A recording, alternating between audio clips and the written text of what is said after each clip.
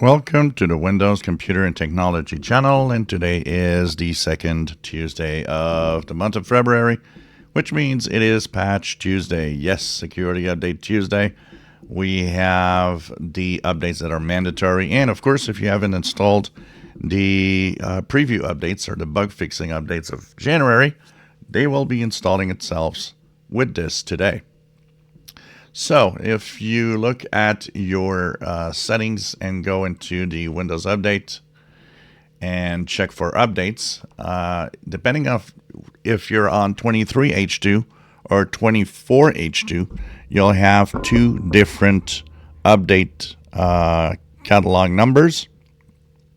For 23H2, your update is going to be the KB 505-1987, and if you're on 24H2, you will be at KB 505-1989. This is no, the other way around, sorry.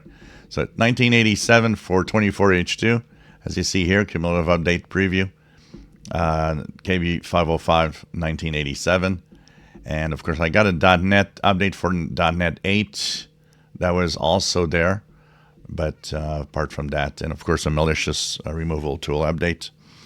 So once again, KB 505-1987 on 24H2 and KB 505-1989 on 23H2 will be the updates that you will get. If you're on 23H2, we'll talk about the update catalog, the build numbers. 23H2, you will be on 22621.4890. So remember that. On 24H2, if you type WinVer, just like 23H2, of course, the number is different.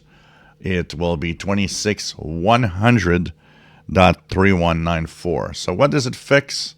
What does it fix? It fixes in the version 23H2, 31 vulnerabilities, 1 critical and 30 important, which are pretty much the same as Windows 10. If you're on 24H2, it's interesting, 35 vulnerabilities and 2 are critical, 33 important. The 2 critical ones, the one that is shared with 23H2 and Windows 10, the Windows Lightweight Directory Access Protocol, there's a code execution vulnerability. But on 24H2, you add the DHCP Client Service Remote Code Execution vulnerability. Critical means that they're possibly 0 days, already exploited in the wild, and that's why you want to update your system to stay safe. It's the best way to prevent problems, security updates. So get them while they're hot. They were released today on Windows 10 and 11. If you enjoy my videos, please subscribe, give us thumbs up. Thank you for watching.